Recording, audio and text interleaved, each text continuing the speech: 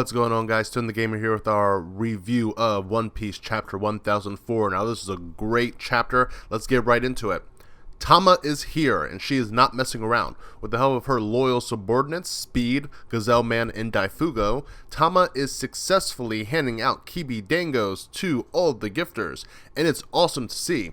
We all knew that Deus X Machi-Tama was going to be back, and with some force this time, and I think it was handled very well. Daifugo in particular, running up to the gifters and literally shoving the Kibi Dango into their mouths, had me on the floor rolling. It was great.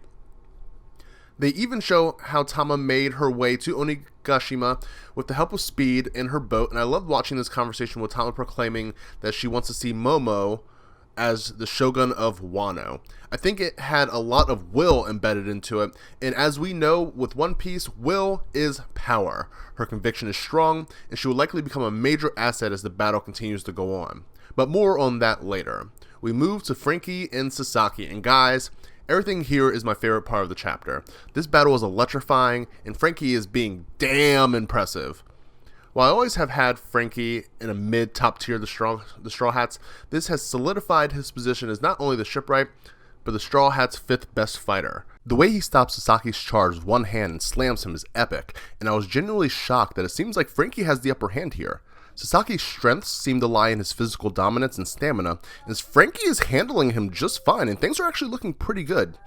That is until a bunch of fodder gifters grab his legs and stop him from moving. And I actually thought it was pretty funny because it highlights the Alliance's greatest problem. And they've been talking about that the last few chapters. Yes, they may have fighters that can defeat the Tobi Roppo. They may even be able to take down the Calamities with some work. But it doesn't matter about their individual strength when it comes to being outnumbered 10-1. The gifters may be weak, but they still have superhuman strength from their smiles, and enough of them together can be problematic and can change the outcome of the fights for the worse. To get out of this dangerous predicament, Franky sees Usopp and Nami running into the tower, and he asks them for help. And in hilarious, classic Usopp and Nami fashion, they yell back to him that they need help. It reminded me a lot of in Skypiea when Nami was stuck with a nail and Usopp comes out of nowhere and he rolls over to her and he looks at Nami and he goes, "Nami." She goes, "What do you need me to do?" And he says, "Help me." It made me laugh. I was on the ground. It was hilarious. And it was even better that it was shown as a trick on Sasaki that all the gifters chasing them were actually on their team, and they have been turned. There are 500 gifters in Kaido's army, and the Alliance has lost 300 troops so far since the battle started. This addition of all the gifters will put the Alliance at plus 200 soldiers, which is awesome. But let's get back to Tama, who is riding with Usopp and Nami into the tower while Franky and Sasaki are fighting. While Sasaki is talking about the numbers and how everyone will eventually be overran, Tama declares that she is there to stop that from happening, and she's there to essentially turn the tide in the numbers to the Alliance's favor.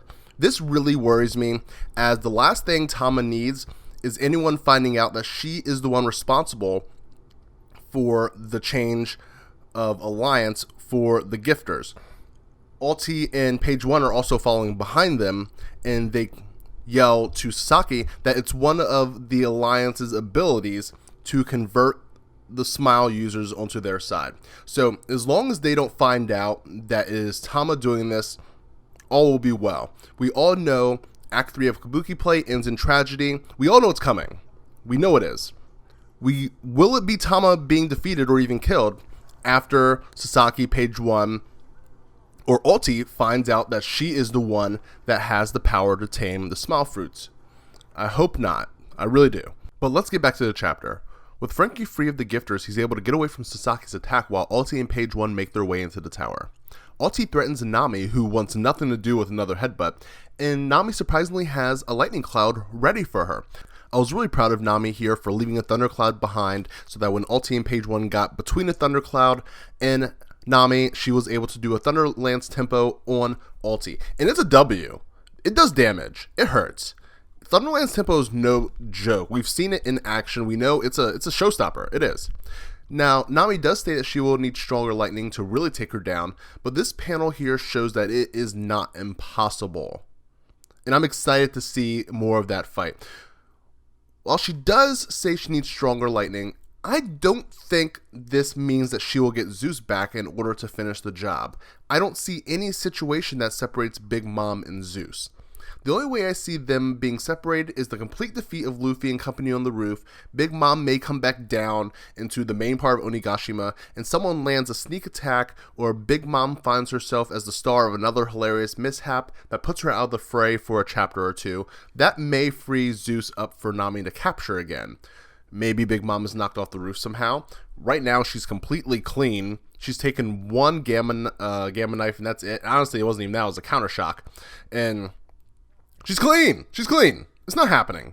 Moving on. Usopp and Deus Ex Machi-Tama are finally rehashing the Thriller Bark days, and Usopp is doing what he does best, which is doing what you can do for the good of the crew, and he is firing the Kibidango into the armored troops and turning them.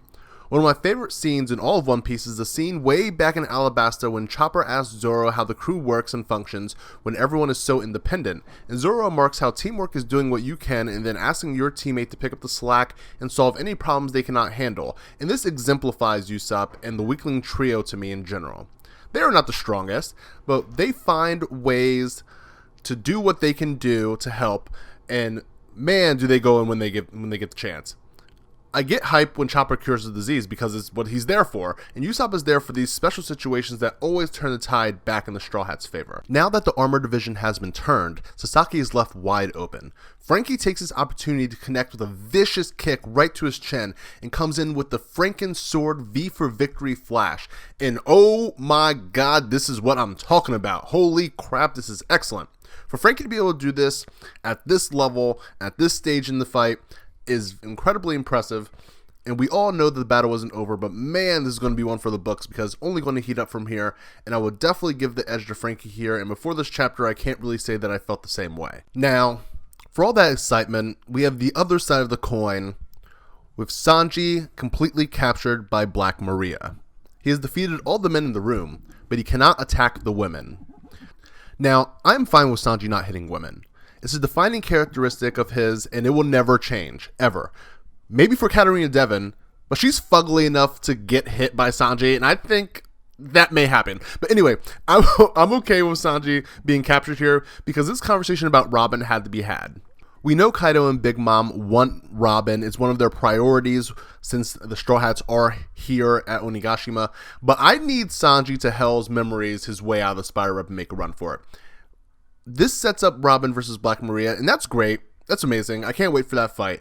But can Robin really win against Black Maria and all the other women in the banquet hall? I think that's a little tall of an order.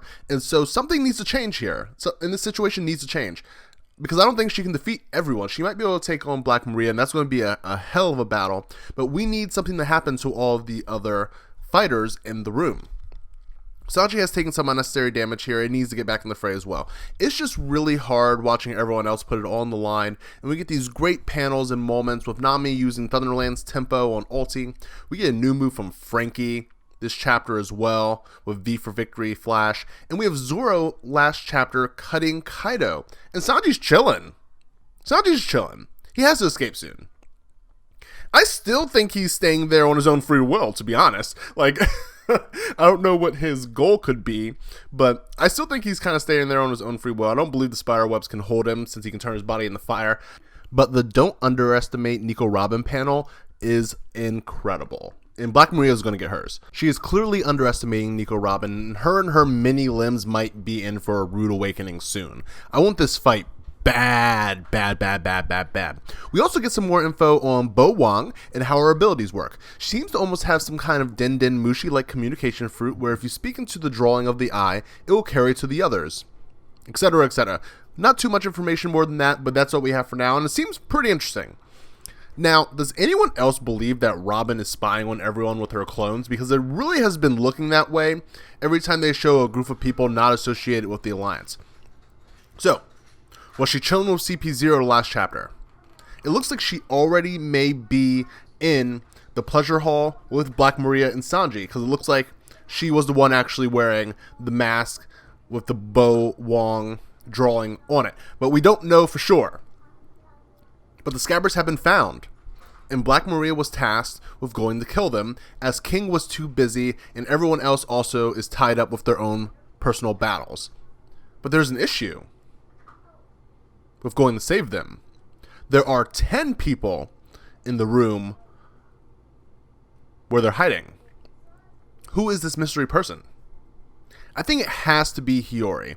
I don't know who else it could really be. Toki is supposed to be dead. It could be her. We do have a lurking legend still somewhere in Wano who is yet to appear. We have 2 arcs left.